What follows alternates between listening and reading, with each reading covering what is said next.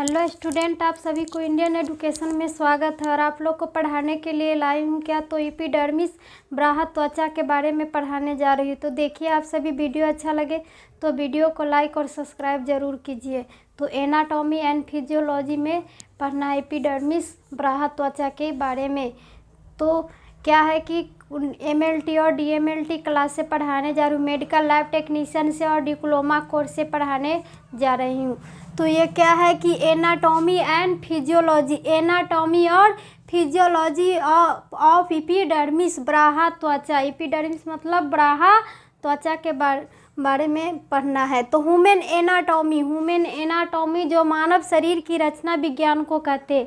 मानव के शरीर में जो रचना का अध्ययन होता है वह ह्यूमन एनाटॉमी कहलाता है। तो ह्यूमन एनाटॉमी में क्या आएगा कि बाहर त्वचा में कोशिकाओं की रचना, बाहर त्वचा में क्या होगा कि कोशिकाओं की रचना, व्यवस्था और आकृति एवं आकार विभिन्न प्रकार के रहते हैं। आकृति और आकार विभिन्न प्रकार के कहाँ पर, तो ब्राहा त्वचा बाहर वाले भाग पर रहते हैं। और इसी आधार पर इनकी पृथक पृथक परतें रहती है।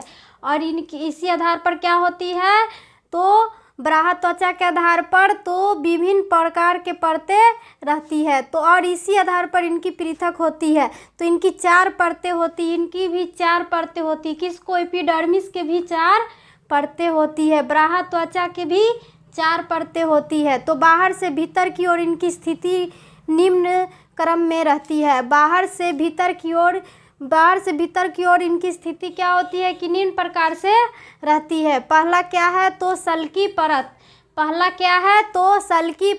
परत स्टेटियम कॉर्निसियम। और दूसरा नंबर क्या है, तो स्वच्छ परत जो स्टेटम ल्यूकेडियम।